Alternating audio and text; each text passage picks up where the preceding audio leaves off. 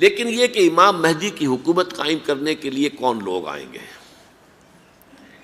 عرب جو ہیں وہ اندر سے کھوکھلے ہو چکے ہیں، عیاشی نے، دولت نے، پیسے نے، دولت، پیسہ، عیاشی، اس کی وجہ سے کھوکھلے ہو چکے ہیں۔ یہاں میں آپ کو دو حدیثیں سنانا چاہتا ہوں۔ سنن ابن ماجہ کی روایت ہے حضرت ابو ہریرہ سے رضی اللہ تعالی عنہ، قال قال رسول اللہ صلی اللہ علیہ وسلم اذا وقعت الملاحم بعث اللہ بعثا من الموالی ہم اکرم العرب فرسا واجودہ سلاحا یوید اللہ بہم الدین، رواہ ابن ماجہ عن ابی ہریرہ رضی اللہ تعالی عنہ۔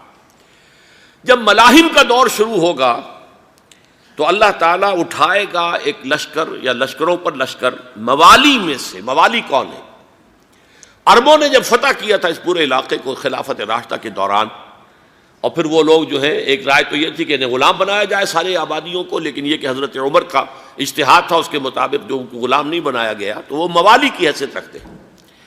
عربوں میں دم نہیں ہے، موالی میں سے لشکر اٹھیں گے کہ جو در حقیقت حضرت مہدی کی حکومت کو قائم کریں گے۔ دوسری حدیث سنیے، عن عبداللہ ابن الحارث رضی اللہ تعالی عنہ، اور یہ ابن ماجہ کی روایت ہے، قال قال رسول اللہ صلی اللہ علیہ وسلم یخرج الناس من المشرق فیوطئون للمہدی یعنی سلطانہ، لشکر نکلیں گے، لوگ آئیں گے مشرق سے، اور وہ حضرت مہدی کی حکومت کو جمائیں گے اور قائم کریں گے۔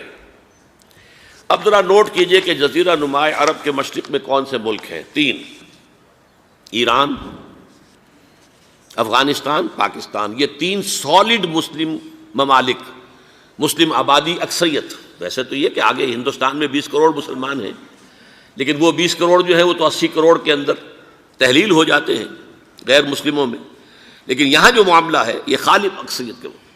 ان میں سے ایران کا معاملہ جہاں تک ہے، نمبر 1 یہ کہ وہ شیعہ عقائد کے حصار میں بند ہے، اس سے ادھر ادھر ہونا اس کے لیے ممکن نہیں۔ حدیث میں یہ بھی آتا کہ اصفہان سے 70,000 یہودی دجال کا ساتھ دیں گے۔ لیکن بہرحال خراسان ایک صوبہ ہے افغانستان کا اس وقت بھی، شمال مشرقی کونے میں، مجھے امید ہے وہاں سے خیر کی، کیونکہ خراسان کا لفظ وہاں پہ شامل ہے، اور حضور کی حدیث میں بعد میں آپ کو سناؤں گا کہ خراسان سے فوجیں چلیں گی جو یروشلم کو دوبارہ حاصل کریں گی، فتح کریں گی۔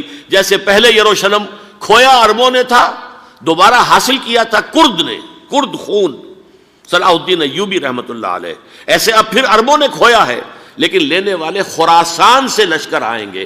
یخرج من خراسان رایات سود لا یردھا شیء حتی تنصب بإیلیا، خراسان کے علاقے سے کالے علم لے کر لشکر چلیں گے جن کے رخ کو کوئی موڑ نہیں سکے گا جب تک کہ وہ جا کر یروشلم میں نصب نہ ہو جائے۔ اس کے بعد نام آتا ہے پاکستان کا۔ یہ ہے میری اور آپ کی داستان، اور یہ ہے سبب جس کی وجہ سے کہ میں آپ سے یہ گفتگو کر رہا ہوں۔ اصل میں تو کس لیے؟ محض ایک علمی استفادہ، محض اپنی بات آراء کو ظاہر کرنے کا شوق نہیں، بلکہ یہ کہ اپنی ذمہ داری ہم پہچانیں کہ ہم کس مقام پر کھڑے ہیں۔ دیکھیے، اس پاکستان کے بارے میں یا ہندوستان کے بارے میں علامہ اقبال نے کہا تھا اپنے ترانہ ملی میں، میر عرب کو آئی ٹھنڈی ہوا جہاں سے، میرا وطن وہی ہے، میرا وطن وہی ہے۔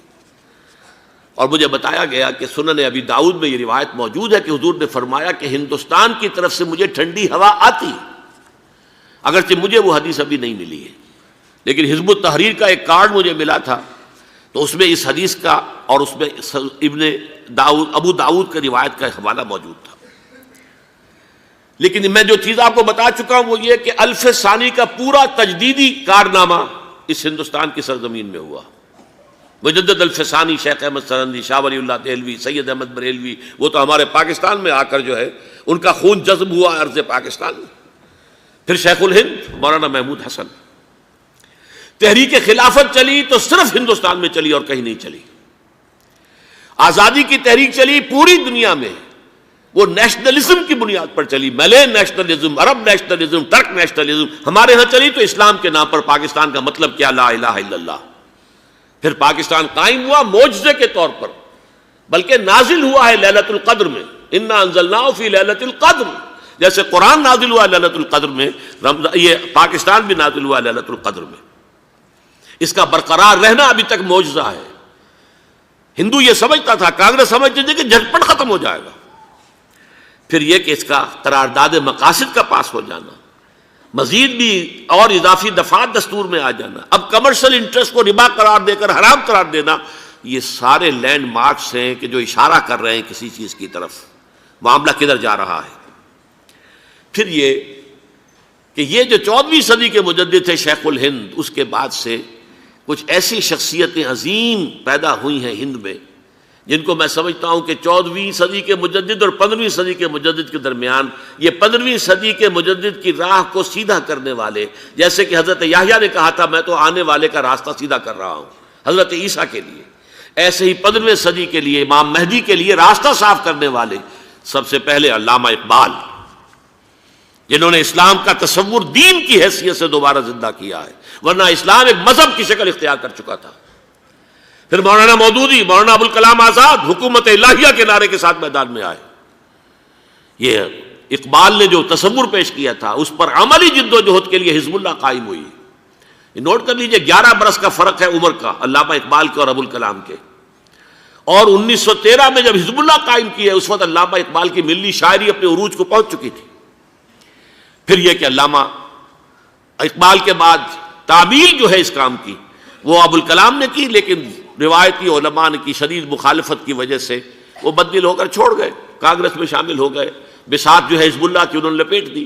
پھر مولانا مودودی آئے، انہوں نے وہ ڈور جو ہے اس کا سرا تھاما، جماعت اسلامی قائم کی حکومت الہیہ ہی کے قیام کے لیے۔ اگرچہ میرے نزدیک یہ کہ وہ انتخابی اور ایک قومی سیاست کی ایک جماعت بن کر پاکستان میں جو ہے دلدل میں پھنس گئی ہے، اب ہم اس کی کوشش کر رہے ہیں، تنظیم اسلامی اور یہ تحریک خلافت جس کے تحت یہ جلسہ ہو رہا ہے، یہ ساری چیزیں وہ ہیں کہ آپ کو سوائے پاکستان کے اور کہیں نہیں ملیں گی پوری دنیا میں۔ معلوم ہوتا ہے کہ پاکستان کو بہت بڑا رول پلے کرنا ہے اس میں، اور اس کے ساتھ اب جمع کر لیجئے افغانستان کی عمارت افغانستان، اسلامی عمارت افغانستان قائم ہو چکی ہے۔ یہ پچھلے 20 سالوں میں جو کچھ وہاں ہوتا رہا ہے اس سے پہلے تصور نہیں ہو سکتا تھا۔ علامہ اقبال کے فرزند بھی دیکھ کر آئے ہیں، تو اگرچہ وہ خود میں سمجھتا ہوں کہ خاصے انہیں آپ لبرل کہیں، آزاد خیال کہیں، لیکن اس درجے متاثر ہو کر آئے تھے کہ انہوں نے یہ کہا افغانستان میں جو میں نے حالات دیکھے ہیں کہ اگر 2-4 اور مسلمان ملکوں کے اندر یہ نظام قائم ہو جائے تو پوری دنیا مسلمان ہو جائے گی۔ یہ سب کچھ کیسے ہو رہا ہے؟ یہ آنے والے دور کی جھلکیاں ہیں۔ Coming events are casting their shadows before.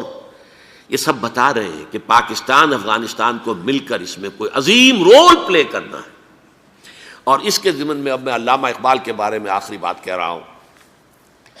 علامہ اقبال کے بارے میں عام یہ خیال ہے، انہوں نے اپنے خطبات میں مہدی کا اور نزول مسیح کا، حالانکہ میں کل پڑھ رہا تھا مولانا سعید احمد اکبر آبادی رحمۃ اللہ علیہ کا ایک مقالہ ان کا کہ علامہ اقبال نے ابن خلدون کے بارے میں یہ کہا ہے کہ مہدی کا اور نزول عیسیٰ کا دونوں کا انہوں نے انکار کیا ہے، حالانکہ ابن خلدون نے نزول عیسیٰ کا انکار نہیں کیا، صرف مہدی کا انکار کیا ہے۔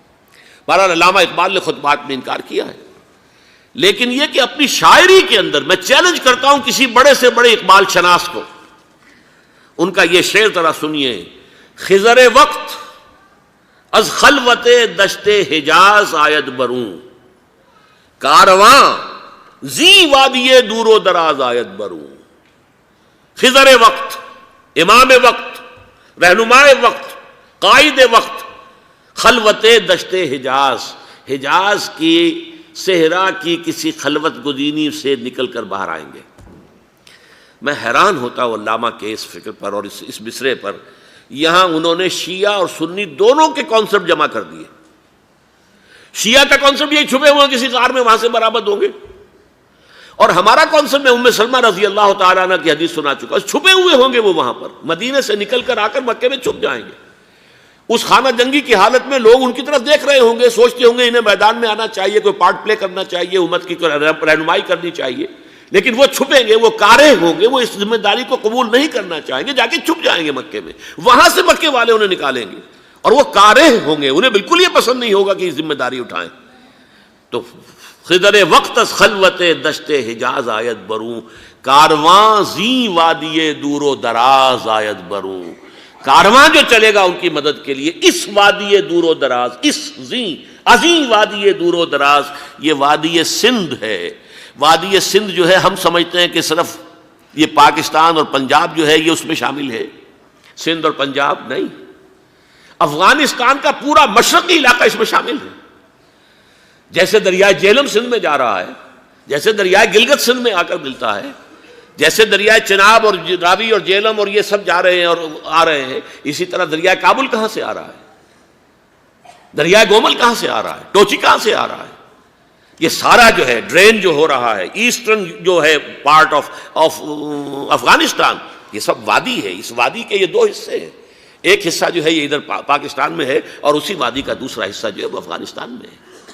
کارواں زی وادی دور و دراز آیت بروں، کارواں چلے گا یہاں سے، یخرج ناس من المشرق یؤتون للمہدی یعنی سلطان ہی، مشرق سے فوجیں چلیں گی کہ جو مہدی کی حکومت قائم کریں گی، اور یخرج من خراسان رایات و سود، اور خراسان سے سیاہ پرچم چلیں گے کہ جن کا رخ کوئی موڑ نہیں سکے گا، حتیٰ تنصب بیلیا، یہاں تک کہ وہ جا کر یروشلم کے اندر نصب ہو جائیں گے۔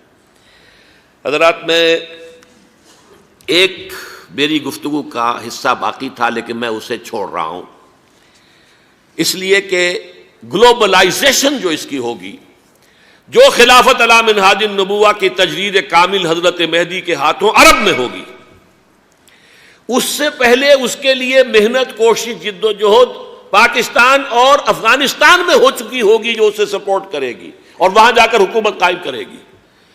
اس کے بعد گلوبلائزیشن کا جو مرحلہ اس کا ہے وہ حضرت مہدی کے ہاتھوں نہیں ہے، وہ حضرت عیسیٰ ابن مریم ان کے نزول کے بعد ہے، جن کے نزول کے بعد دجال کا خاتمہ ہوگا اور یہودیوں کا استحصال ہوگا، مسلمانوں پر بھی بڑی تکالیف عربوں پر آئیں گی، شدائد آئیں گے، لیکن یہ وہ میں حصہ ملتوی رکھتا ہوں کسی دوسری محفل اور کسی دوسری